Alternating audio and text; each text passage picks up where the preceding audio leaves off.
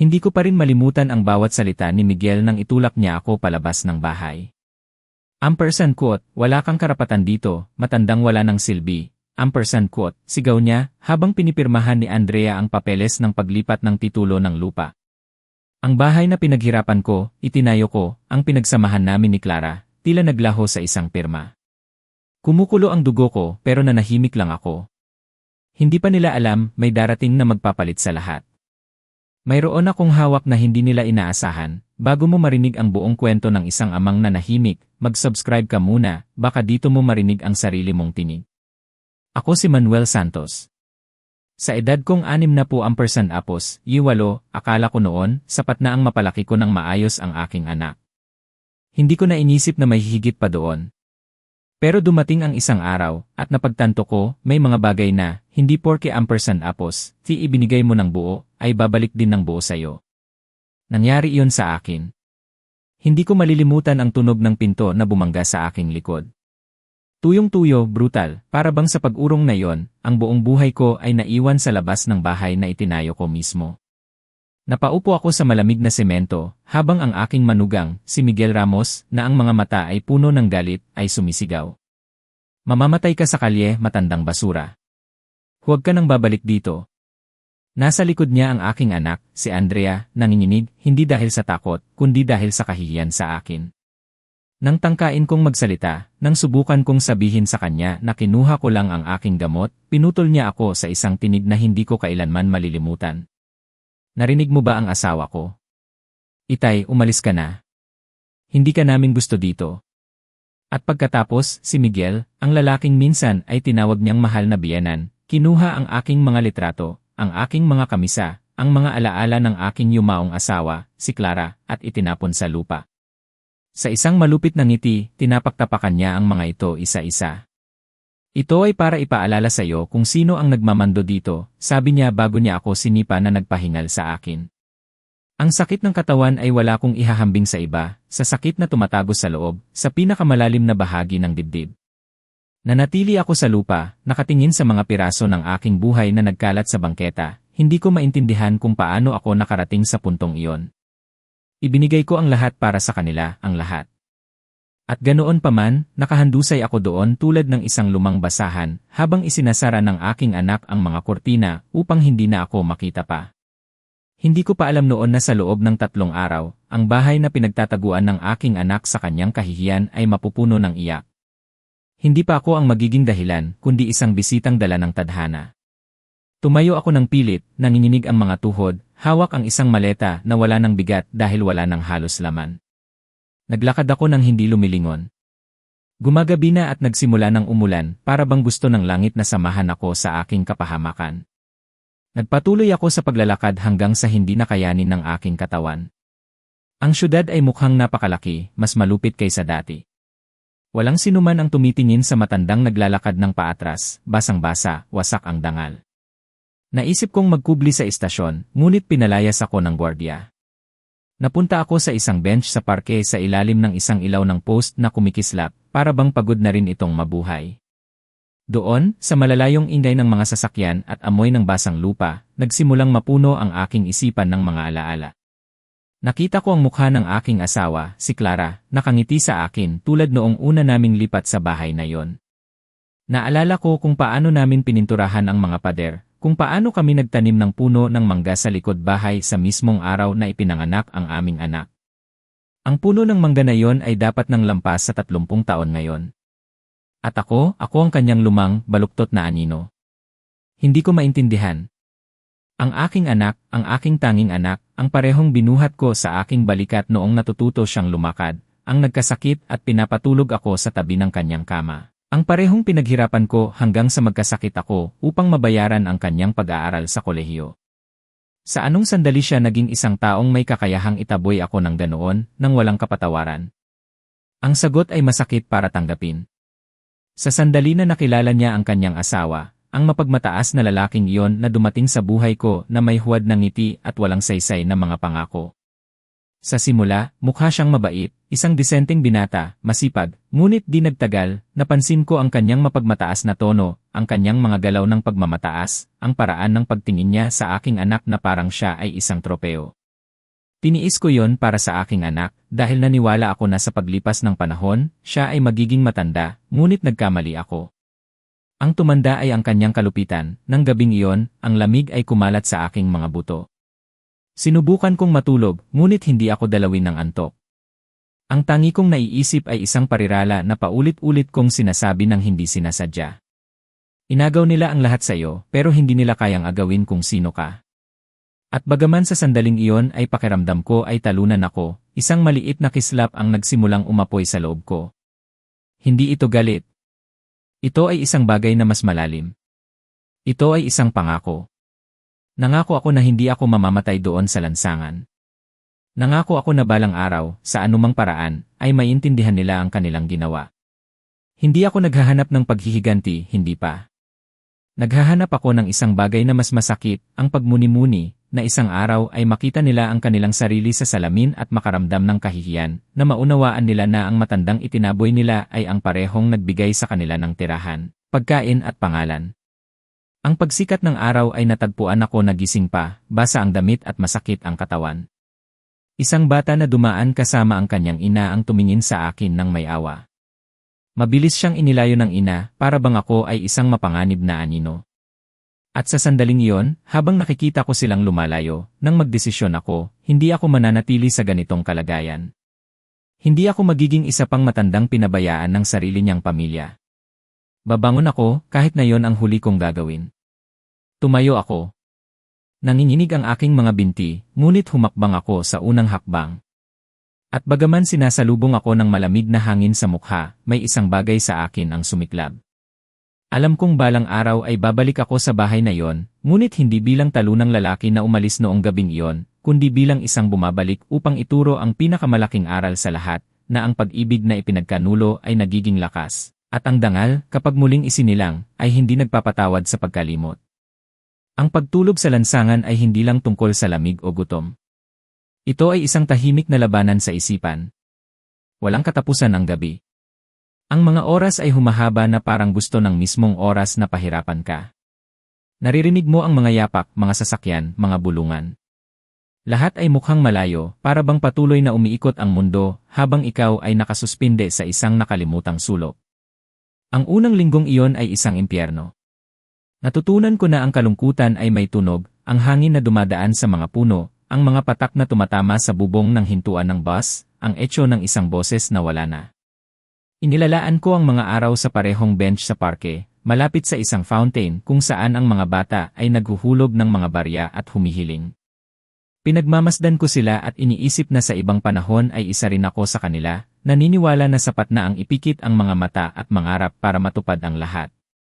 Ngayon, naiintindihan ko na ang buhay ay hindi nagbibigay ng mga hiling, sinisingil nito ang mga ito ng may interes. Ang gutom ang naging pinakamasamang kaaway ko. Hindi lang ito pisikal. Ito ay isang pakiramdam ng ganap na kawalan. Kinakain ko kung ano ang makakaya ko. Isang hiwa ng tinapay, isang malamig na kape na minsan ay iniiwan sa akin ng isang estranghero sa bench. Sanay ang katawan na mabuhay, ngunit ang kaluluwa ay hindi. Sa bawat paglubog ng araw, bumabalik sa isip ko ang larawan ng aking bahay, ng aking upuan sa tabi ng bintana, ng aking anak na nagtitimpla ng tsaa sa mga hapon ng taglamig. At bagaman ang larawang iyon ay masakit para sa akin, iyon lang ang nagpapapanatili sa tibok ng aking puso. Isang gabi na lalong malamig, nang ang hangin ay tila tumatagos sa mga buto, nakita ko ang sarili ko na nagsasalita mag-isa. Kinausap ko si Clara, ang aking asawa. Kung nakita mo lang ako, mahal ko, bulong ko. Kung nakita mo lang ako ngayon na nakaupo sa bench na ito na parang isang pulubi. Nilarawan ko ang kanyang boses na sumasagot sa akin ng matamis. Bumangon ka, Manuel. Huwag mong bigyan sila ng kapangyarihan na makita kang bumagsak. Pinikit ko ang aking mga mata at naamoy ko siya, naramdaman ang kanyang presensya na parang nakaupo siya sa tabi ko. Ang pakiramdam na yon, sa isang sandali, ay nagbalik sa akin ng lakas na nawala ko. Ang mga sumunod na araw ay isang parada ng mga mukha na walang pakialam. Natutunan kong kilalanin ang tingin ng taong nakakakita sa iyo, ngunit nagkukunwari na hindi. Sa lipunan, ang mga matatandang walang tirahan ay mga multo. Umiiral kami, ngunit walang gustong maalala. Gayunpaman, isang hapon may nagbago. Nangunguha ako ng mga karton sa likod ng isang coffee shop nang marinig ko ang isang boses sa aking likod. Manuel, ikaw ba Ampersand Apos yan?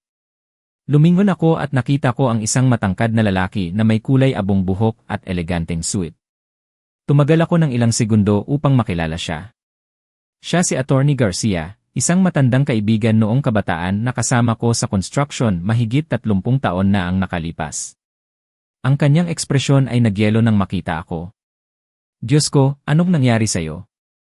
Tanong niya na may halo ng pagkamangha at kalungkutan. Hindi ko alam ang sasabihin. Yumuko ako ng nahihiya. Ang buhay, attorney. Ang buhay ang dumaan sa akin. Hinawakan niya ang aking braso nang hindi nagsasalita at dinala ako sa kanyang kotse. Wala akong lakas para lumaban.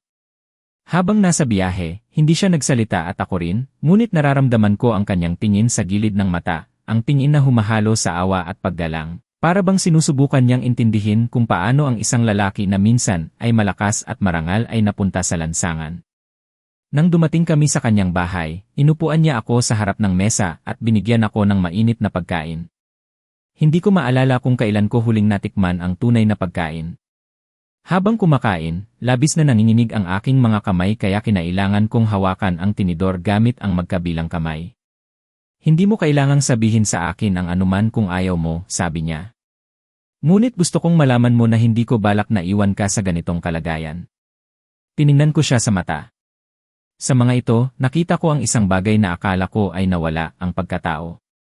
Nang gabing iyon, natulog ako sa isang malinis na kama na may malambot na kumot at ang tahimik na kapayapaan ng isang tahanan. Hindi ako nakatulog ng mahimbing.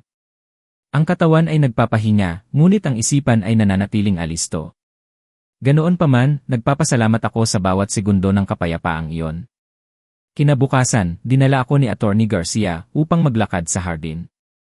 Ikinuwento niya sa akin ang kanyang buhay, kung paano siya naging abogado, tungkol sa kanyang yumaong asawa, sa kanyang mga anak na malayo. Sa isang sandali, huminto siya at sinabi sa akin, Ampersand quote, huwag mo akong tanungin kung bakit, Manuel, pero pakiramdam ko ay dinala ka sa akin ng tadhana para sa isang dahilan, Ampersand quote. Tiningnan ko siya ng hindi lubos na nauunawaan. Ampersand quote, anong dahilan ang mayroon, attorney? Ampersand quote, marahil ay upang bigyan ka ng pangalawang pagkakataon, Ampersand quote, sagot niya nang may bahagyang ngiti. Ampersand quote, at upang ayusin din ang mga lumang kaso, Ampersand quote. Ang pariralang iyon ay umalingaw sa aking isipan sa buong araw.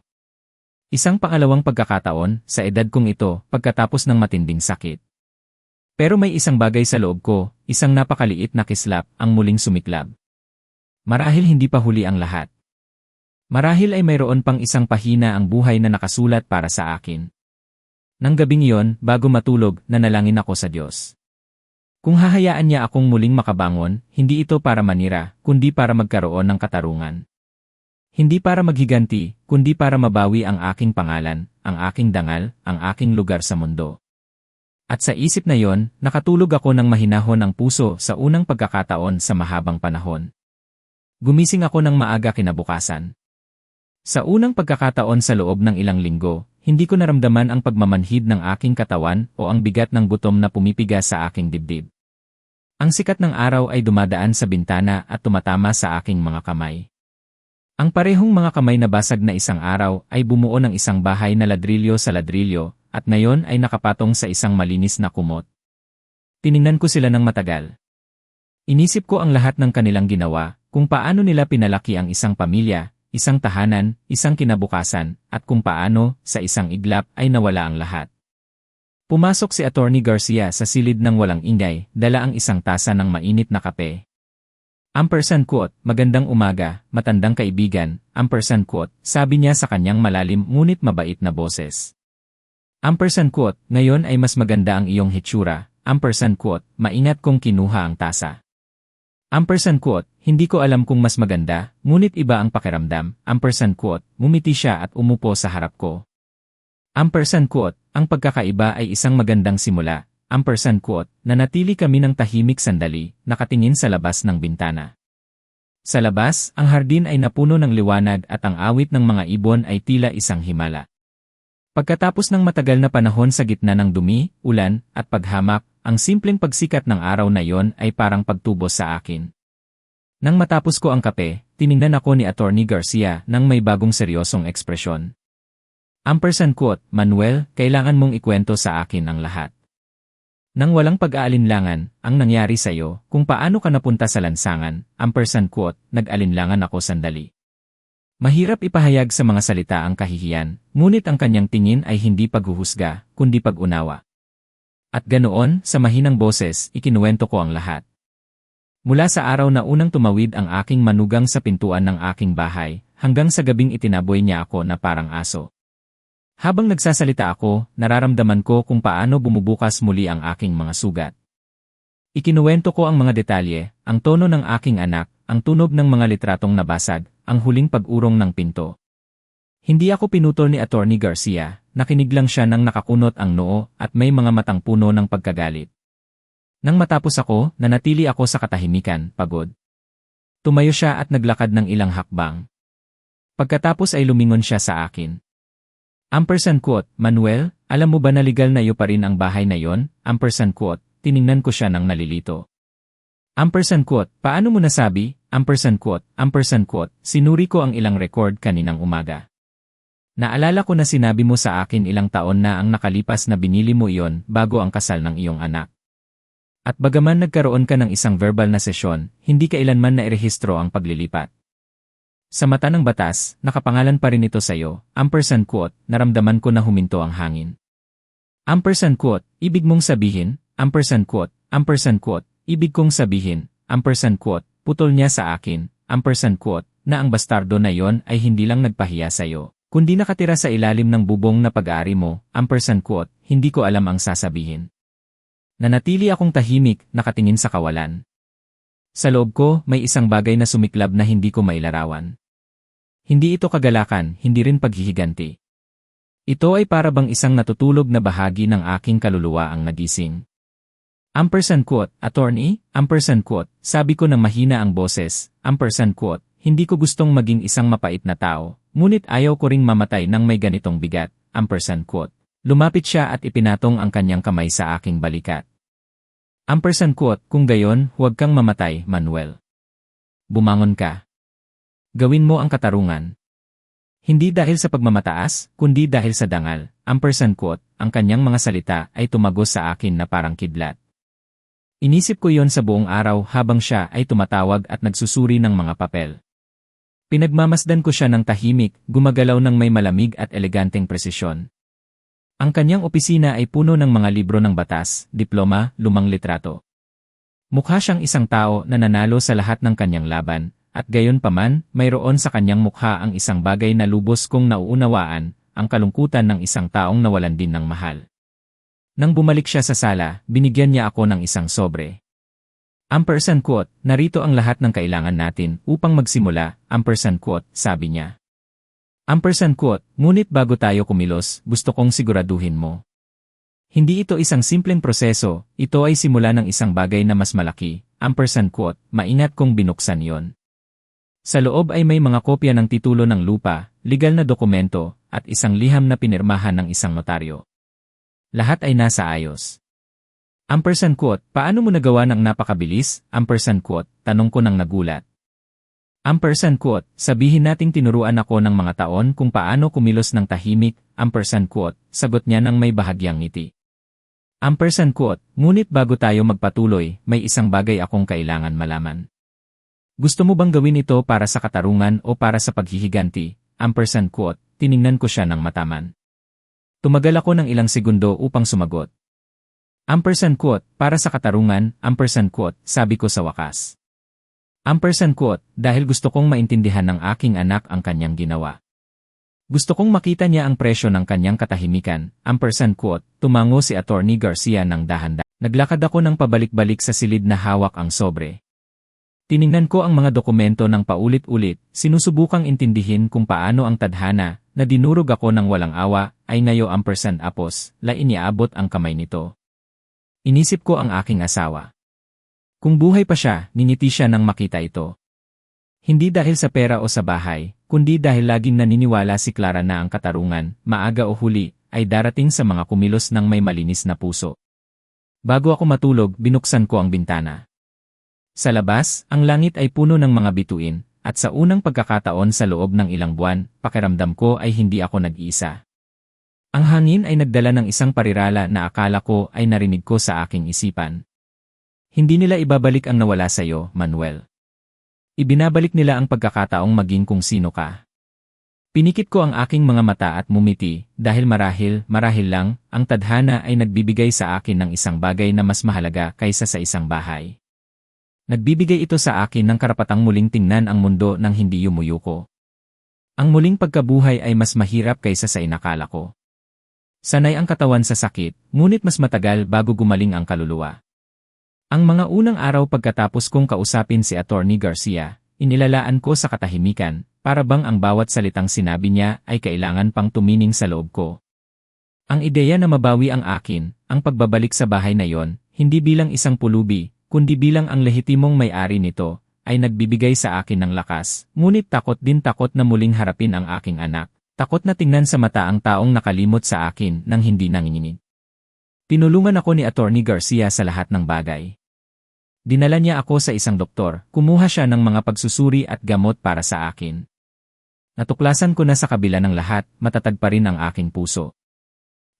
Quote, sirain na, ngunit malakas, quote, sabi ng doktor. Ang pariralang iyon ay tila isang eksaktong metapora ng aking buhay.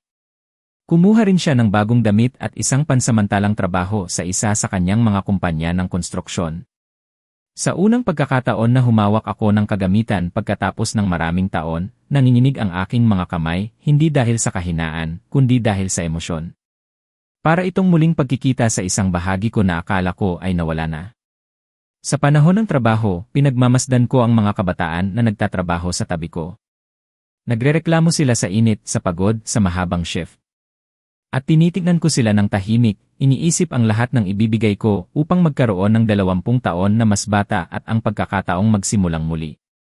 Hindi ko sila hinusgahan, nakikita ko lang ang aking sarili na nasasalamin sa kanila, na inaalala ang lalaking ako noon, malakas, determinado, mapangarapin. Bawat araw kapag natatapos ang trabaho, bumabalik ako sa maliit na silid na inihanda ni Attorney Garcia para sa akin. Simple ito, ngunit mayroon itong pinakamahalaga, ang kapayapaan. Sinisindihan ko ang isang lumang lampara, nagtitimpla ako ng isang tasa ng tsaa, at nagsusulat ako sa isang kwaderno.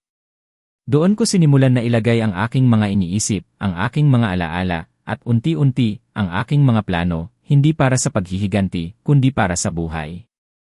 Isang gabi, habang nagsusulat ako, pumasok si Attorney Garcia nang hindi ko makatok. Quote, gising pa, quote, sabi niya sa kanyang kalahating seryoso, kalahating ama na tono. Quote, nahihirapan akong matulog. Sa tingin ko, kapag naramdaman mong muli ang pag-asa, nawawala ang tulog, quote, tumawa siya at umupo sa harap ko. Quote, iniisip ko, Manuel. Handa na ang lahat para sa legal na aksyon, ngunit gusto kong maging handa ka. May marami itong ibubunyad. Ang iyong anak ay iyak, sisigaw, at ang iyong manugang, ang iyong manugang ay babagsak na parang isang lobo na na-corner. Quote, tiningnan ko siya ng tahimik na may halo ng kapanatagan at determinasyon. Quote, attorney, hindi ko hinahanap na wasakin sila. Gusto ko lang na maintindihan nila ang kanilang ginawa. Na ang buhay ay hindi itinayo sa pamamagitan ng pagpapahiya sa taong nagmahal sa iyo. Quote, tumango siya, na parang nauunawaan niya ang higit pa sa aking sinasabi. Quote, kung gayon, gagawin natin ito ng may kagandahan. Walang sigaw o eskandalo. Katotohanan lamang, quote, inisip ko ang salitang iyon. Katotohanan. Maraming beses akong nanahimik dahil sa pag-ibig. Maraming beses kong mas pinili ang katahimikan upang maiwasan ang mga salungatan. Ngunit naintindihan ko na ang pananahimik ay isang anyo rin ng pagkamatay. Minsan, kailangan mong magsalita, kahit masakit, kahit nanginginig ang boses, ng gabing iyon, napanaginipan ko si Clara. Nasa hardin kami ng bahay, ang parehong inaalagaan niya ng buong pagmamahal. Ang kanyang mga kamay ay puno ng lupa. At nang makita niya ako, ngumiti siya. Quote, bumalik ka na sa iyong pinagmulan, quote, sabi niya. Quote, hindi nakakalimot ang lupa sa nagtanim dito. Quote, gumising ako na may luha sa aking mga mata, ngunit mayroon ding kapayapaan na hindi ko naramdaman sa loob ng maraming taon. Para bang sinasabi niya sa akin na ang landas na tinatahak ko ay tama. Lumipas ang mga linggo at mas sumasagot ang aking katawan. Lumalakad ako ng mas matuwid, humihinga ng walang sakit, at maging ang aking mukha ay nagbago. Isang araw, tiningnan ko ang sarili ko sa salamin at halos hindi ko makilala ang aking sarili. Ang talunang lalaki ay nawala na. Sa kanyang lugar ay may isang taong may apoy sa mata at pagiging mahinahon sa boses. Isang hapon, habang nagkakape kami, sinabi sa akin ni Attorney Garcia, #, sinuri ko pa ang iba. Ang iyong manugang, bukod sa pagkuha ng iyong bahay, ay ginagamit ang iyong mga ari-arian bilang kolateral sa mga pautang na hindi niya kayang bayaran. Kung gugustuhin natin, maaari nating ipagiba ang lahat, #, tiningnan ko siya at nakaramdam ako ng kirot sa aking dibdib. Hindi dahil sa pagkakasala, kundi dahil sa awa. Hindi, attorney, hindi ko gustong makita siyang giba. Gusto kong makita niya ang kanyang sarili sa salamin. Naharapin niya kung ano talaga siya. Ang pera ay nababawi, ngunit ang kahihiyan, iyon ang magmamarka sa kanya habang buhay. Tiningnan ako ni Attorney Garcia ng tahimik, dahan-dahang tumango. Mas marangal ka kaysa sa akala ko, Manuel, hindi kaibigan. Natutunan ko lang na ang put ay mas nakasisira sa nagdadala nito kaysa sa tumatanggap nito, mula sa araw na yon, nagsimula ang lahat na magbago. Lihim na ginamit ni Attorney Garcia ang kanyang impluensya.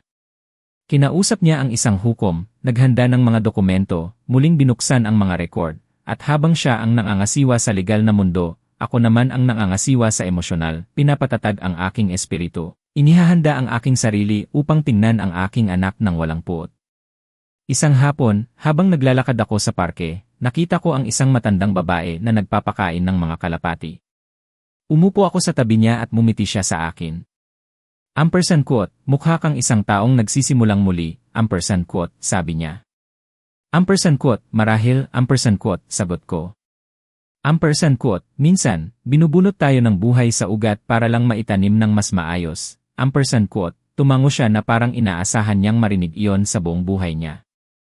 Nang gabing iyon, pagdating ko sa bahay, nakita ko si Attorney Garcia sa kainan na may bukas na folder sa mesa. Tiningnan niya ako ng may ekspresyon na humahalo sa kasiyahan at paggalang. Handa na ang lahat, Manuel. Kulang na lang ang iyong pirma, huminga ako ng malalim at kinuha ang panulat. Hawak ko iyon ng matatag, nararamdaman ang bigat ng mga taon, ang bigat ng aking kasaysayan. At habang pumipirma ako, alam kong may isang bagay sa loob ko ang nagsara. Ang matandang napahiya ay namatay doon sa tintang iyon. Sa kanyang lugar, isinilang ang lalaking muling nakahanap ng kanyang boses. Minsan, ang katarungan ay hindi dumarating ng may ingay o galit. Minsan, dumarating ito ng tahimik, nagkukubli sa pasensya, dahan-dahang lumalakad, ngunit sigurado. Madalas sinasabi sa akin ni Attorney Garcia yan sa tuwing nawawalan ako ng pag-asa na makita ang mga resulta. Ang oras ay isang hukom na mas matalino kaysa sa atin, Manuel, paulit-ulit niyang sinasabi sa akin, kailangan lang bigyan ito ng tamang ebidensya, at iyon ang ginawa namin. Binigyan namin ang oras ng kailangan nito upang paboran kami. Bawat araw, mas marami pa akong ipinapaliwanag ni Attorney Garcia tungkol sa aming ginagawa. Hindi lang ito isang simpleng legal na kaso. Ito ay isang network na perpektong hinabi ng mga dokumento, deklarasyon, at kinakalkulang katahimikan. Hindi kami bubungad sa kanilang bahay o haharapin sila ng harapan. Hindi. Kakatukin namin ang pintuan ng kanilang konsensya at ng mga korte. Sa loob ng mga linggong iyon, naging anino niya ako. Sinamahan ko siya sa opisina. Pinagmamasdan ko kung paano siya gumawa ng mga sulatin, kung paano siya nagsasalita ng may kapanatagan na nagtatakda ng paggalang. Sa bawat galaw ay may isang hindi nakikitang estratehiya. Hindi ako masyadong nakakaintindi ng mga batas, ngunit naiintindihan ko ang konstruksyon. At sa isang paraan, pareho lang iyon, ang pagtatayo ng isang matibay na bagay, ladrilyo sa ladrilyo, hanggang sa walang sinumang kasinungalingan ang makakapagpiba dito. Isang umaga, binigyan ako ni Attorney Garcia ng isang sobre na may maraming papel. Narito ang mga kopya ng titulo ng lupa ng iyong bahay, na pinatunayan ng notaryo. Walang paglilipat na nairehistro, hindi sa iyong anak o sa iyong manugang. Ikaw pa rin ang ganap na may-ari, ampersand quote, kinuha ko ang sobre nang nanginginig ang mga kamay. Hindi dahil sa takot, kundi dahil sa bigat ng kahulugan nito. Ampersand quote, kung gayon, ampersand quote, sabi ko ng dahan-dahan, ampersand quote, lahat ng kanilang ginawa, lahat ng kanilang pagmamataas, lahat ng kanilang paghamak ay nasa isang lupain na akin pa rin, ampersand quote. Tumango si Attorney Garcia nang may bahagyang ngiti. Ampersand quote, ganoon nga. Akala nila sila ang may-ari ng mundo, at hindi man lang nila alam na nakatira sila sa ilalim ng iyong bubong, ampersand quote, ang pariralang iyon ay tumagos sa akin na parang kidlat. Nilarawan ko ang kanilang bahay, ang kanilang mga tawa, ang kanilang mga hapunan kasama ang mga kaibigan, lahat ng iyon ay itinayo sa isang pagkakamali na malapit na nilang pagbayaran ng mahal. Nang gabing iyon, hindi ako nakatulog. Naglakad ako ng pabalik-balik sa silid na hawak ang sobre. Tiningnan ko ang mga dokumento ng paulit-ulit, sinusubukang intindihin kung paano ang tadhana, na dinurog ako ng walang awa, ay ngayo ampersand apos, la iniabot ang kamay nito. Inisip ko ang aking asawa. Kung buhay pa siya, ningiti siya nang makita ito. Hindi dahil sa pera o sa bahay, kundi dahil laging naniniwala si Clara na ang katarungan, maaga o huli, ay darating sa mga kumilos ng may malinis na puso. Bago ako matulog, binuksan ko ang bintana. Sa labas, ang langit ay puno ng mga bituin, at sa unang pagkakataon sa loob ng ilang buwan, pakiramdam ko ay hindi ako nag-iisa. Ang hangin ay nagdala ng isang parirala na akala ko ay narinig ko sa aking isipan. Hindi nila ibabalik ang nawala sa iyo, Manuel. Ibinabalik nila ang pagkakataong maging kung sino ka. Pinikit ko ang aking mga mata at mumiti, dahil marahil lang, ang tadhana ay nagbibigay sa akin ng isang bagay na mas mahalaga kaysa sa isang bahay. Nagbibigay ito sa akin ng karapatang muling tingnan ang mundo nang hindi yumuyuko. Ang muling pagkabuhay ay mas mahirap kaysa sa inakala ko. Sanay ang katawan sa sakit, ngunit mas matagal bago gumaling ang kaluluwa. Ang mga unang araw pagkatapos kong kausapin si Attorney Garcia, inilalaan ko sa katahimikan, para bang ang bawat salitang sinabi niya ay kailangan pang tumining sa loob ko. Ang ideya na mabawi ang akin, ang pagbabalik sa bahay na yon, hindi bilang isang pulubi, kundi bilang ang lehitimong may-ari nito, ay nagbibigay sa akin ng lakas, ngunit takot na muling harapin ang aking anak. Takot na tingnan sa mata ang taong nakalimot sa akin nang hindi nanginginig. Tinulungan ako ni Attorney Garcia sa lahat ng bagay. Dinala niya ako sa isang doktor, kumuha siya ng mga pagsusuri at gamot para sa akin. Natuklasan ko na sa kabila ng lahat, matatag pa rin ang aking puso. Ampersand quote, sirain na, ngunit malakas, ampersand quote, sabi ng doktor. Ang pariralang iyon ay tila isang eksaktong metapora ng aking buhay. Kumuha rin siya ng bagong damit at isang pansamantalang trabaho sa isa sa kanyang mga kumpanya ng konstruksyon.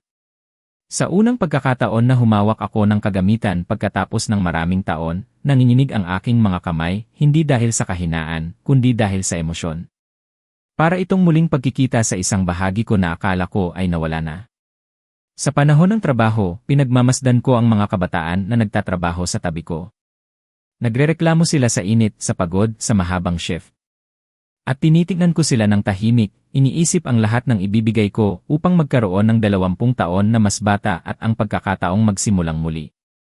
Hindi ko sila hinusgahan, nakikita ko lang ang aking sarili na nasasalamin sa kanila, na inaalala ang lalaking ako noon, malakas, determinado, mapangarapin. Bawat araw kapag natatapos ang trabaho, bumabalik ako sa maliit na silid na inihanda ni Attorney Garcia para sa akin. Simple ito, ngunit mayroon itong pinakamahalaga, ang kapayapaan. Sinisindihan ko ang isang lumang lampara, nagtitimpla ako ng isang tasa ng tsaa, at nagsusulat ako sa isang kwaderno. Doon ko sinimulan na ilagay ang aking mga iniisip, ang aking mga alaala, at unti-unti, ang aking mga plano, hindi para sa paghihiganti, kundi para sa buhay. Isang gabi, habang nagsusulat ako, pumasok si Attorney Garcia nang hindi ko makatok. Ampersand quote, gising pa, ampersand quote, sabi niya sa kanyang kalahating seryoso, kalahating ama na tono. Ampersand quote, nahihirapan akong matulog. Sa tingin ko, kapag naramdaman mong muli ang pag-asa, nawawala ang tulog, ampersand quote, tumawa siya at umupo sa harap ko. Ampersand quote, iniisip ko, Manuel. Handa na ang lahat para sa legal na aksyon, ngunit gusto kong maging handa ka. May marami itong ibubunyad. Ang iyong anak ay iyak, sisigaw, at ang iyong manugang, well, ang iyong manugang ay babagsak na parang isang lobo na na-corner, ampersand quote, tiningnan ko siya ng tahimik na may halo ng kapanatagan at determinasyon. Ampersand quote, attorney, hindi ko hinahanap na wasakin sila. Gusto ko lang na maintindihan nila ang kanilang ginawa. Na ang buhay ay hindi itinayo sa pamamagitan ng pagpapahiya sa taong nagmahal sa iyo. Ampersand quote, tumango siya, na parang nauunawaan niya ang higit pa sa aking sinasabi. Ampersand quote, kung gayon, gagawin natin ito ng may kagandahan. Walang sigaw o eskandalo. Katotohanan lamang, ampersand quote, inisip ko ang salitang iyon. Katotohanan. Maraming beses akong nanahimik dahil sa pag-ibig. Maraming beses kong mas pinili ang katahimikan upang maiwasan ang mga salungatan. Ngunit naiintindihan ko na ang pananahimik ay isang anyo rin ng pagkamatay. Minsan, kailangan mong magsalita kahit masakit, kahit nanginginig ang boses. Nang gabing iyon, napanaginipan ko si Clara. Nasa hardin kami ng bahay, ang parehong inaalagaan niya ng buong pagmamahal. Ang kanyang mga kamay ay puno ng lupa. At nang makita niya ako, ngumiti siya. Ampersand quote, bumalik ka na sa iyong pinagmulan, ampersand quote, sabi niya. Ampersand quote, hindi nakakalimot ang lupa sa nagtanim dito. Ampersand quote, gumising ako na may luha sa aking mga mata, ngunit mayroon ding kapayapaan na hindi ko naramdaman sa loob ng maraming taon. Para bang sinasabi niya sa akin na ang landas na tinatahak ko ay tama. Lumipas ang mga linggo at mas sumasagot ang aking katawan. Lumalakad ako ng mas matuwid, humihinga ng walang sakit, at maging ang aking mukha ay nagbago.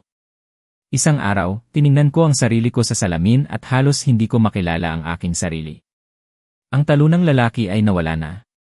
Sa kanyang lugar ay may isang taong may apoy sa mata at pagiging mahinahon sa boses. Nang gabing iyon, napanaginipan ko si Clara.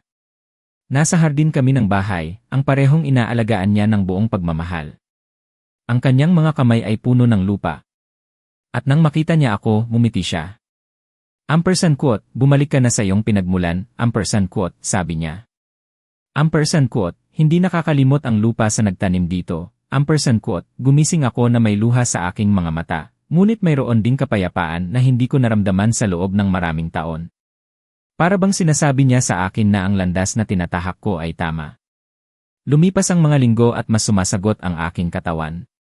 Lumalakad ako ng mas matuwid, humihinga ng walang sakit, at maging ang aking mukha ay nagbago.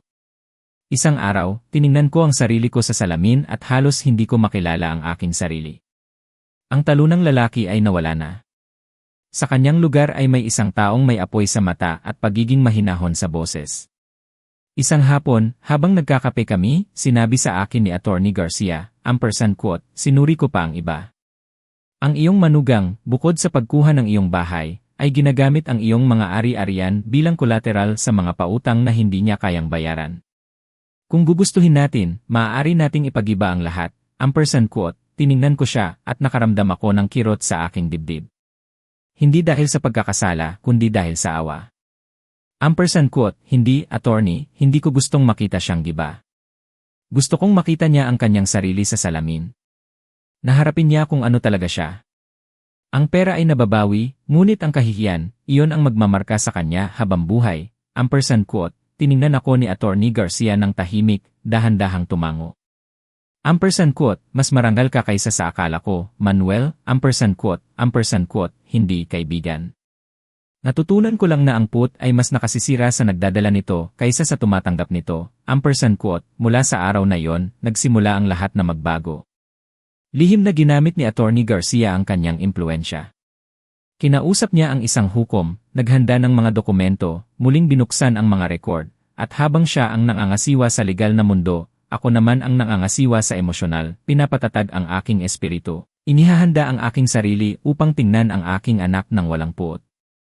Isang hapon, habang naglalakad ako sa parke, nakita ko ang isang matandang babae na nagpapakain ng mga kalapati.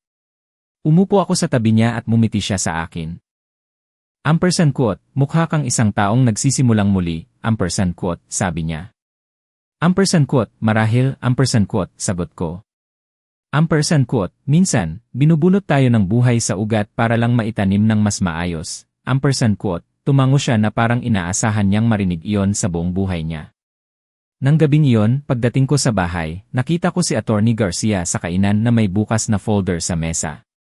Tiningnan niya ako ng may ekspresyon na humahalo sa kasiyahan at paggalang. Ampersand quote, handa na ang lahat, Manuel. Kulang na lang ang iyong pirma, ampersand quote, huminga ako ng malalim at kinuha ang panulat. Hawak ko iyon ng matatag, nararamdaman ang bigat ng mga taon, ang bigat ng aking kasaysayan.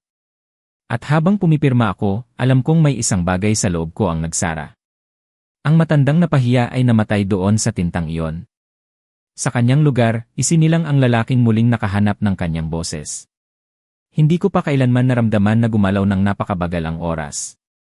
Nang umagang iyon, bawat minuto ay tila tumatagal ng walang hanggan. Nagbihis ako gamit ang tanging suite na mayroon ako, ang inayos sa akin ni Attorney Garcia ilang linggo na ang nakakaraan. Plansa ko iyon ng maingat, nagsuklay ako sa harap ng salamin at huminga ng malalim.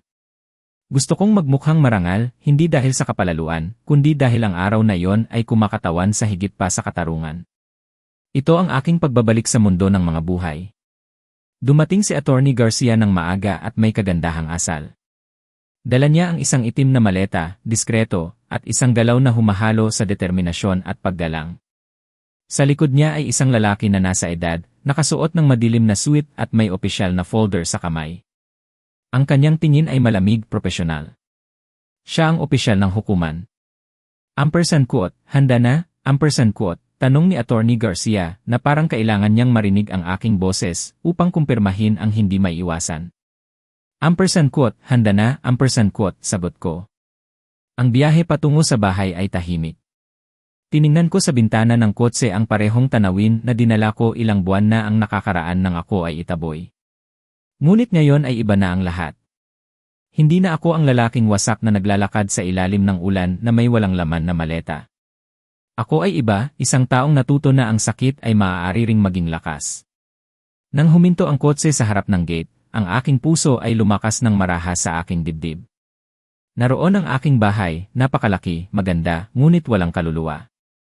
Ang puno ng mangga ni Clara ay nananatiling matatag sa hardin, na nagpapalawak ng mga sanga nito na parang naghihintay ng aking pagbabalik. Bumaba muna ang opisyal, inaayos ang kanyang kurbata. Sumunod si Attorney Garcia ng may matatag na hakbang. Nanatili ako ng ilang segundo pa sa loob ng kotse, nakatingin sa harapan. Hinawakan ko ang gilid ng upuan, pinikit ko ang aking mga mata at bumulong sa sarili ko. Clara! Dumating na ako. Dahan-dahan akong lumabas. Ang tunog ng aking mga yapak sa semento ay umalingaw na parang huminto ang oras. 3 beses na kumatok ang lalaking nakasuot ng itim na suit sa pintuan. Ang etsyo ay umalingaw sa katahimikan ng kapitbahayan. Lumipas ang ilang segundo bago bumukas ang pintuan, at nangyari yon, siya ang lumitaw. Ang aking anak, si Andrea, ay nakasuot ng elegante, ngunit ang kanyang mukha ay pagod. Sa simula hindi niya ako nakilala. Tiningnan niya ang opisyal, pagkatapos si Attorney Garcia, at sa wakas ay ako. Ang pagkalito ay dumaan sa kanyang tingin, na sinundan ng isang hindi nakikitang panginginig. Ampersand quote, itay, ampersand quote, bulong niya ng mahina. Hindi ako sumagot. Hindi iyon ang oras. Sa likod niya si Miguel, ngayon ay may ekspresyon ng pagkabigo nang makita ang 3 estranghero sa kanyang pintuan. Ampersand quote, ano ang nangyayari dito? Ampersand quote, tanong niya ng may mapagmataas na tono. Kinuha ng opisyal ang isang dokumento at nagsalita ng may malamig na kapanatagan. Ampersand quote, Ginoong Ramos, nagdala ako ng abiso mula sa hukuman. Ang ari-arian na ito ay legal na kinilala na pag-aari ni Ginoong Manuel Santos, na naririto. Ampersand quote, tumawa si Miguel, isang kaba, hindi makapaniwalang tawa. Ampersand quote, nagkakamali kayo, ampersand quote, sabi niya. Ampersand quote, akin ang bahay na ito, ampersand quote, hindi, ampersand quote, sumabat si Attorney Garcia ng matatag ang boses.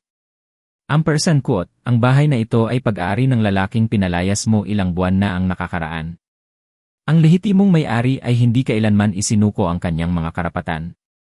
At lahat ng ginawa mo mula noon, ang mga pautang, ang mga pagpapaganda, ang mga pagbili, ay nasa ilalim na ngayon ng judicial review, ampersand quote, ang mukha ni Miguel ay nasira. Nawala ang kanyang kumpiyansa sa kanyang mga mata at ang kanyang balat ay namutla na parang nawalan siya ng hininga. Ampersand quote, ito ay isang biro, ampersand quote, bulong niya. Ampersand quote, hindi ito biro, ampersand quote, sabi ni Attorney Garcia, ampersand quote, at ipinapayo ko na huwag kang lumaban. Pirma na ang utos, ampersand quote, nakatingin sa akin si Andrea, walang kagalaw-galaw, pinipigilan ang kanyang mga luha. Ampersand quote, itay, ampersand quote, sabi niya sa wakas, nanginginig. Ampersand quote, ano ang ginagawa mo? Ampersand quote, humakbang ako palapit sa kanya. Ampersand quote, wala akong ginagawa, anak. Kinukuha ko lang ang hindi ko dapat nawala, ang aking pangalan, ampersand quote, hindi nagtagal at pumasok ang opisyal ng may maingat na mga hakbang, sinundan ni Attorney Garcia. Nanatili ako sa pintuan, pinagmamasdan. Sa loob, iba ang amoy ng hangin, hindi na amoy ng tahanan, kundi amoy ng mamahaling pabango at pagpapaimbabaw. Naglakad ako ng dahan-dahan, hindi lumilingon. Hinawakan ko ang isang pader, pagkatapos ang balustre, ang frame ng bintana. Bawat sulok ay nagbalik sa akin ng mga alaala na parang kutsilyo. Ang mga tawa ng aking anak noong bata pa siya, ang boses ni Clara na tumatawag sa amin para kumain. Ang etsyo ng isang buhay na wala na. Ampersand quote, ito ay pang-aabuso, ampersand quote, sigaw ni Miguel ng putol-putol ang boses. Ampersand quote, hindi mo ito maaaring gawin sa akin, ampersand quote, tiningnan ko siya sa unang pagkakataon ng diretsyo sa mata. Ampersand quote, wala akong ginagawa sa'yo, anak, ampersand quote, sabi ko ng may kapanatagan. Ampersand quote, ibinabalik ko lang sa'yo ang aral na ibinigay mo sa akin. Ang malaman kung ano ang pakiramdam ng maiwan sa lansangan, ampersand quote, sinubukan niyang lumapit, ngunit humarang si Attorney Garcia. Binalaan ng opisyal na anumang pagsalakay ay ire-report. Umiiyak si Andrea. Gusto ko siyang yakapin, ngunit hindi ko ginawa. Hindi, kailangan pa niyang intindihin. Ang katahimikan ay naging mabigat. Ang tanging naririnig ay ang kaluskos ng mga dahon sa labas. Pagkatapos, nang may matatag na boses, inihayag ng opisyal, ampersand quote, simula ngayon, ang ari-arian na ito ay muling mapapasailalim sa pag-aari ni Ginoong Santos. Ampersand quote, nagkaroon ng isang sandali ng kawalan, isang walang hanggang segundo kung saan ang lahat ay nanatiling walang kagalaw-galaw. Sumandal si Miguel, puting-puti na parang pader.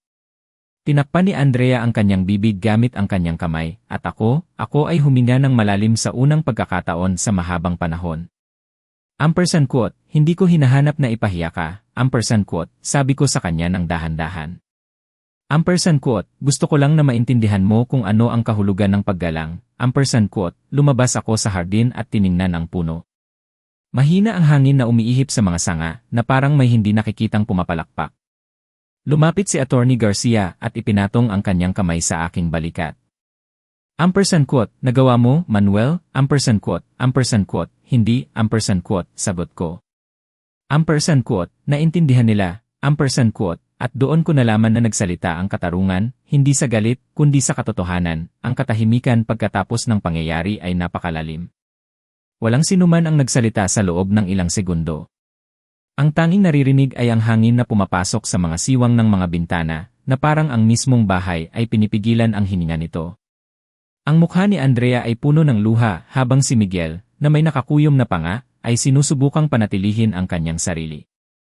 Ako ay nanatiling nakatayo sa gitna ng sala, ang parehong lugar kung saan isang araw ay hinipan namin ang mga kandila ng kanyang kaarawan, kung saan siya unang humakbang, kung saan ako nanumpa na poprotektahan siya mula sa mundo. Pero sa pagkakataong ito, ako ang nakatingin sa kanya mula sa kabilang panig. Ang opisyal ng hukuman ay nagsalita ng may matatag, halos impersonal na boses. Ampersand quote, mayroon kayong 70 ampersand apos, ni 2 oras upang lisanin ang ari-arian. Anumang ari-arian na maiiwan pagkatapos ng panahong iyon ay ililista at iingatan sa ilalim ng utos ng hukuman. Ampersand quote, ayaw nang magprotesta ni Miguel, ngunit nabasag ang kanyang boses. Ampersand quote, hindi ito legal, ampersand quote, sabi niya, nakatingin kay Attorney Garcia. Ampersand quote, ito ay pang-aabuso, ampersand quote, hindi gumalaw si Attorney Garcia.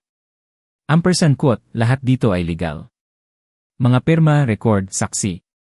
Ginamit mo ang mga ari-arian na hindi sayo, nagpeke ka ng mga dokumento, at nilabag mo, huwag ninyo kaming iwan sa lansangan, ampersand quote, ang kanyang boses ay bumiyak sa loob ko. Hindi ako agad sumagot. Naramdaman ko ang buhol na umakyat sa aking lalamunan. Ampersand quote, sa lansangan, ampersand quote, sabi ko sa wakas, nang hindi tinaas ang aking boses.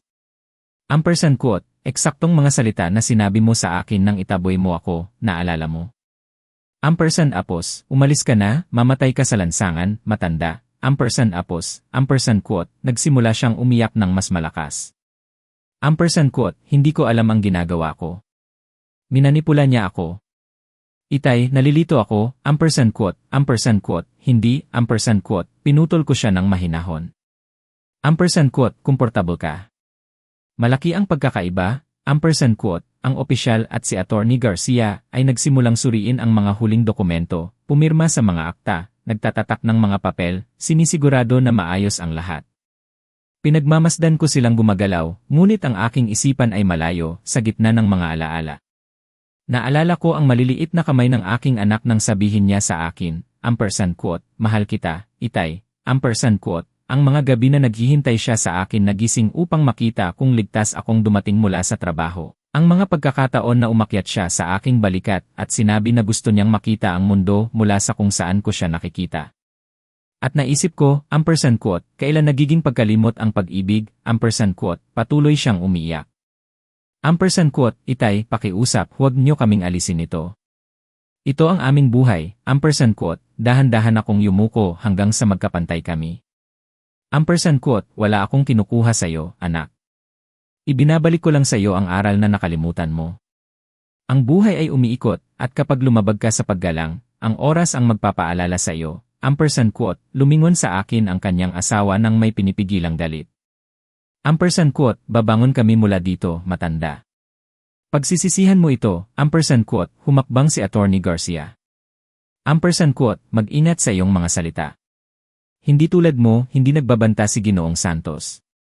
Tinutupad niya ang kanyang salita, ampersand quote, nanahimik ang lalaki, kinuha ang kanyang abrigo, tumingin sa paligid na parang isang hayop na na-corner, at lumabas ng padabog. Naiwan si Andrea na nag-iisa sa aking harapan, nakaluhod. Tinulungan ko siyang tumayo. Sa isang sandali, nagtagpo ang aming mga tingin at nakita ko sa mga ito ang batang babae na isang araw ay sinundo ko sa paaralan, ang natutulog na yakap ang kanyang teddy bear.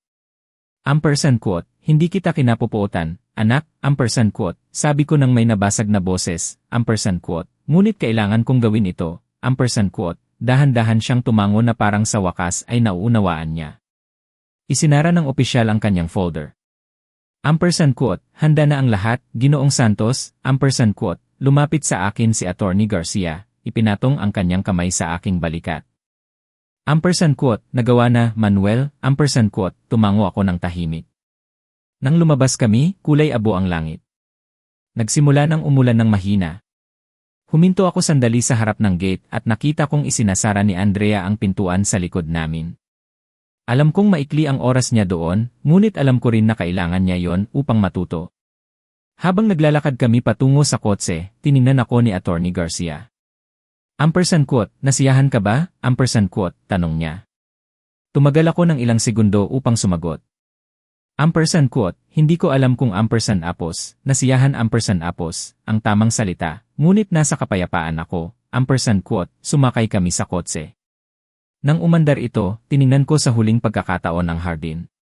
Ang puno ay nananatili doon, matatag, maganda, sa ilalim ng ulan. Para sa akin, tila gumagalaw ang mga sanga na parang nagpapaalam.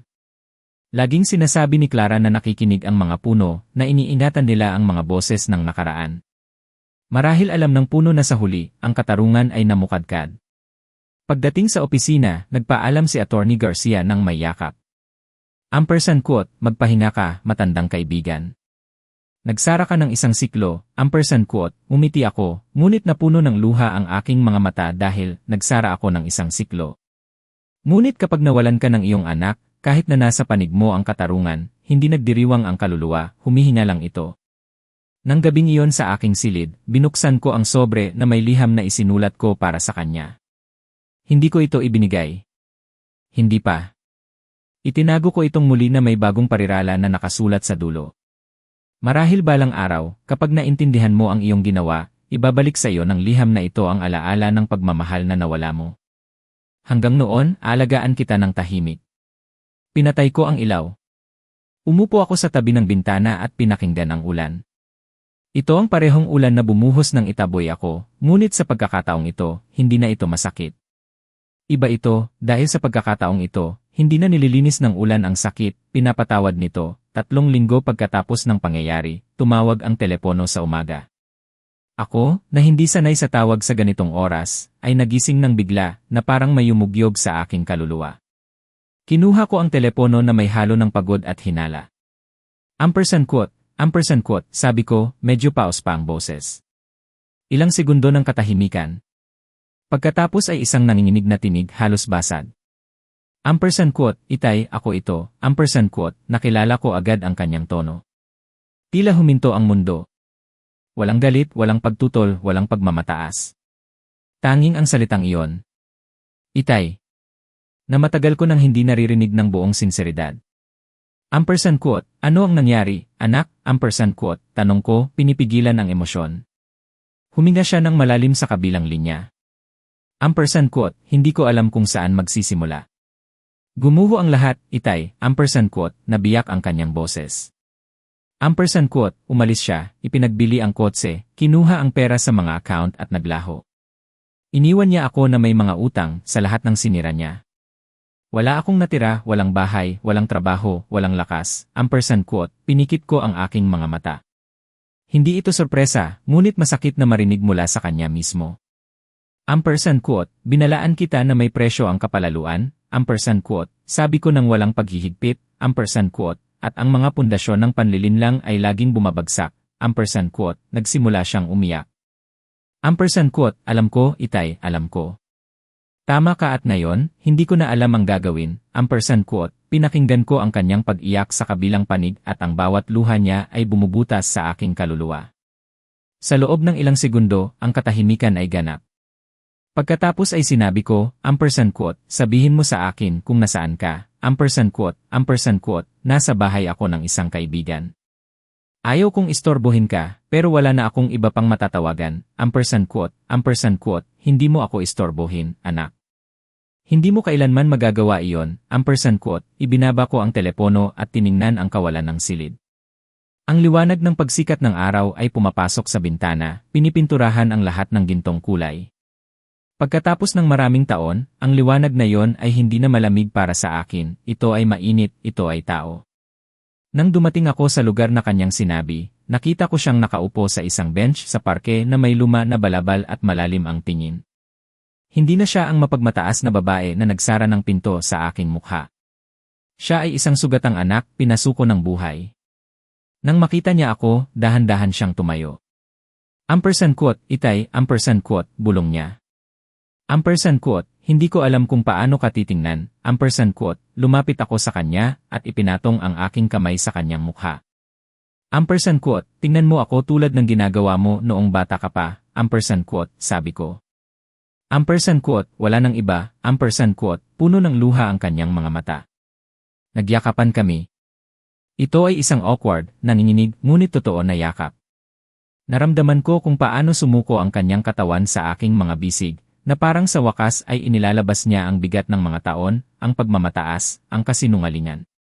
Ampersand quote, patawarin mo ako, ampersand quote, bulong niya. Ampersand quote, pinatawad na kita, anak, ampersand quote, sagot ko. Ampersand quote, mula pa mismo nang itaboy mo ako, ampersand quote, umupo kami ng tahimik. Hindi na kailangan pang magsalita ng marami. Minsan, ang pagpapatawad ay hindi itinayo sa mga salita, kundi sa presensya. Inalok ko siyang manatili sa akin ng ilang panahon. Nag-alinlangan siya. Ampersand quote, ayaw kong maging pabigat, itay, ampersand quote, mumiti ako. Ampersand quote, hindi ka kailanman naging pabigat. Naligaw ka lang sandali, ampersand quote, sa mga sumunod na linggo, nagbahagi kami ng mga pang-araw-araw na gawain. Tinulungan niya ako sa pamimili, sabay kaming nagluluto, at sa gabi, nag-uusap kami tungkol sa simpleng mga bagay, tungkol sa dagat, sa panahon kay Clara. Isang gabi, nang walang abiso, tinanong niya ako, ampersand quote, na-miss mo ba siya, ampersand quote, araw-araw, ampersand quote, sagot ko, ampersand quote, pero minsan, pakiramdam ko hindi siya nawala ng tulog. Hindi dahil gusto kong umalis ka, kundi dahil sa wakas ay muli kang bumabalik sa iyong sarili, ampersand quote, tiningnan ko sa bintana. Ang puno ng mangga ni Clara ay nakikita sa malayo, malakas, buhay. Mahina ang mga dahon na gumagalaw at sumumpa ako na sa isang sandali, narinig ko ang kanyang boses sa hangin. Ampersand quote, ayan na, Manuel. Ayan na, ampersand quote, at naintindihan ko na minsan, hindi ibinabalik sa iyo ng buhay ang nawala sa iyo, kundi binibigyan ka nito ng isang bagay na mas mahusay, ang pagkakataong gumaling. Ang kaluluwa ng tao ay isang bowl na puno ng mga etyo. Akala mo ay isinara mo na ang ilang kabanata, ngunit sapat na ang isang salita, isang tingin, isang paghinga upang muling bumukas ang nakaraan. Matagal ng linggo na kasama ko ang aking anak. Ang kanyang presensya ay nagbalik ng init sa bahay, at bagaman buhay pa rin ang sugat, iba na ang pakiramdam ng hangin, mas magaan, mas tao. Isang gabi, habang naghahapunan kami, napansin kong wala siya sa sarili. Hindi siya kumakain, naglalaro lang siya sa tinidor, nalulubog sa pag-isip. Ampersand quote, may problema ka ba? Ampersand quote, tanong ko. Nagtagal siya bago sumagot. Ampersand quote, Itay, may kailangan akong sabihin sa inyo. Ampersand quote, tiningnan ko siya nang walang salita. Ampersand quote, tungkol kay nanay. Ampersand quote, sabi niya sa wakas, pinahina ang boses. Naramdaman ko ang pagkabigla ng aking puso. Ampersand quote, ano ang nangyari sa iyong ina? Ampersand quote, tanong ko nang maingat. Ampersand quote, ilang araw na ang nakakaraan, habang inaayos ko ang aking mga gamit, nakita ko ang isang lumang kahon na may mga liham niya at isa na para sa iyo. Hindi niya kailanman ibinigay sa iyo. Ampersand quote, tumayo siya, pumunta sa kanyang bag at kumuha ng isang dilaw na sobre. Inabot niya sa akin nang nanginginig ang mga kamay. Ampersand quote, para kay Manuel, kung mababasa mo man ito isang araw, ibig sabihin, wala na akong lakas ng loob na sabihin ito ng personal. Ampersand quote, nakilala ko ang kanyang malinaw na sulat kamay. Naglabo ang aking mga mata bago pa man ako makabasa ng isang salita. Dahan-dahan kong pinunit ang selyo na parang natatakot akong madurog ang papel sa aking mga daliri. Ampersand quote, Manuel, mahal ko, hindi ko kailanman alam kung paano ito sasabihin sa iyo nang hindi sinisira ang ating binuo, ngunit kailangan mong malaman ang katotohanan. Nang ikasal ang ating anak, alam ko na ang nangyayari sa pagitan niya at Miguel. Natuklasan ko nang hindi sinasadya at naisip kong mapipigilan ko ito, ngunit wala akong lakas ng loob. Natakot akong sirain ang kanyang buhay, natakot akong sirain ang pamilya. Sinisisi ko ang sarili ko araw-araw sa pagiging tahimik. Kung isang araw ay mabunyag ang lahat, sana ay mapatawad mo ako. Hindi ako naging kasabwat, naging duwag lang ako. Minahal ko sila, bagaman sa iba ampersand apos, si ibang paraan, at ang maling pag-ibig na yon ang aking parusa. Ampersand quote. Nanatili akong walang imik. Ang katahimikan ay ganap. Ang mga salita ay tumatak sa aking isipan isa-isa na parang kutsilyo. Alam niya. Alam ni Clara at nanahimik siya. Pinagmamasdan ako ng aking anak na puno ng luha ang kanyang mga mata. Ampersand quote, Itay, wala akong ideya. Hindi ako makapaniwala na si Nanay Ampersand quote, hindi ko siya pinatapos. Tinaas ko ang aking kamay, humihingi ng katahimikan. Hindi ito oras para sisihin ang sinuman. Ito ay oras para intindihin. Ampersand quote, ang iyong ina ay nanahimik upang protektahan ka. Ampersand quote, sabi ko ng dahan-dahan. Ampersand quote, at ang katahimikan na yon ang pumatay sa kanya sa loob. Ampersand quote, para protektahan ako. Ampersand quote, tanong niya nang hindi makapaniwala. Ampersand quote, sagot ko ng may malalim na boses. Ampersand quote, dahil minsan, ang pag-ibig ay hindi marunong ipahayag ang sarili ng may katarungan. Pinili niyang pasanin ang sakit kaysa makita itong sumabog sa harap mo. Ampersand quote, tinakpan ng aking anak ang kanyang mukha gamit ang kanyang mga kamay. Ampersand quote, Diyos ko, Itay. Sa lahat ng oras na ito, mali ang aking paghuhusga sa kanya. Ampersand quote, lahat tayo. Ampersand quote, bulong ko. Ampersand quote, pati ako. Ampersand quote, itinago ko ang liham ng maingat, tinupi ito at inilagay sa loob ng aking kwaderno kasama ang liham na isinulat ko para sa aking anak. Dalawang katotohanan na sa wakas ay nagtagpo. Pagkatapos ay tiningnan ko ang apoy ng kandila sa mesa. Ang apoy ay dahan-dahang sumasayaw na parang humihinga kasama ko.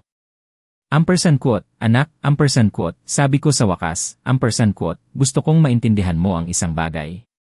Ang katotohanan ay hindi laging nagpapagaling, ngunit laging nagpapalaya. Ampersand quote, tumango siya na umiiyak. Ampersand quote, at pinapatawad mo siya. Ampersand quote, tanong niya.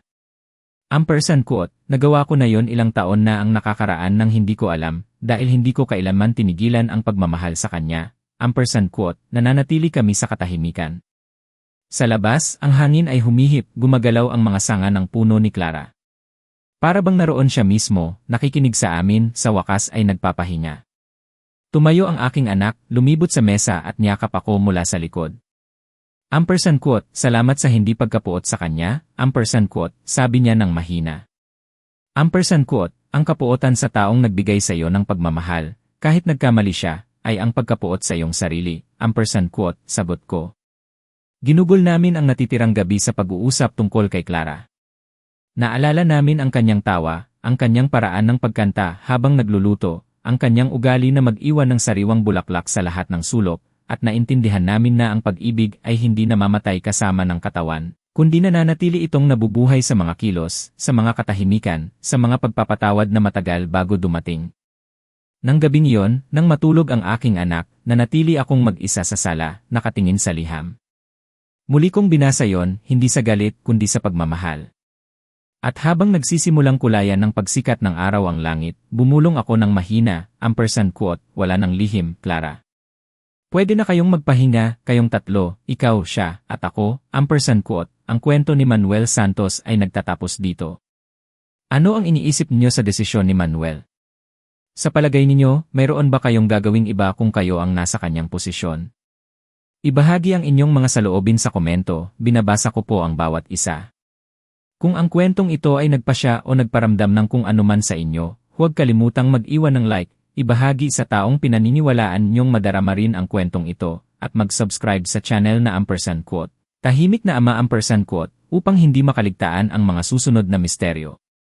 Magkita-kita tayo sa susunod na kwento, at sino ang makapagsasabi, sa susunod baka kayo na mismo ang makakita ng liwanag sa inyong sariling landas. Ang kwentong ito ay katang-isip, at ang mga kilos na ipinakita ay hindi dapat tularan sa totoong buhay. Panoorin ito bilang pagninilay tungkol sa mga ugnayan ng tao.